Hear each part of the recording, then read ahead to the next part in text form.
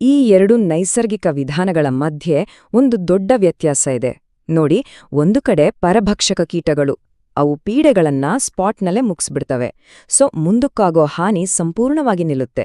ಆದ್ರೆ ಇನ್ನೊಂದ್ ಕಡೆ ಇರೋ ಪರಾವಲಂಬಿ ಕೀಟಗಳಿದಾವಲ್ಲ, ಅವುಗಳ ಕೆಲ್ಸ ಸ್ವಲ್ಪ ಸ್ಲೋ. ಹಾಗಾಗಿ ಡಿಸೈಡಿಂಗ್ ಫ್ಯಾಕ್ಟರ್ ಅಂದ್ರೆ ಇದೇನೆ. ಪೀಡೆಗಳನ್ನ ತಕ್ಷಣವೇ ಸಾಯಿಸೋದ್ರಿಂದ ಬೆಳೆ ಹಾಳಾಗೋದನ್ನ ತಡೆಯೋಕೆ ಪರಭಕ್ಷಕ ಕೀಟಗಳೇ ಒಂದು ಬೆಟರ್ ಸ್ಟ್ರಾಟಜಿ. ಯಾಕಂದ್ರೆ ಇದು ಫಾಸ್ಟ್ ಮತ್ತು ತುಂಬಾ ಎಫೆಕ್ಟಿವ್. ಸರಿ, ಈಗ ನಮ್ಮ ಹೊಲದ ಕೆಲವು ಪ್ರಮುಖ ಹೀರೋಗಳನ್ನ ಮೀಟ್ ಮಾಡೋ ಟೈಮ್.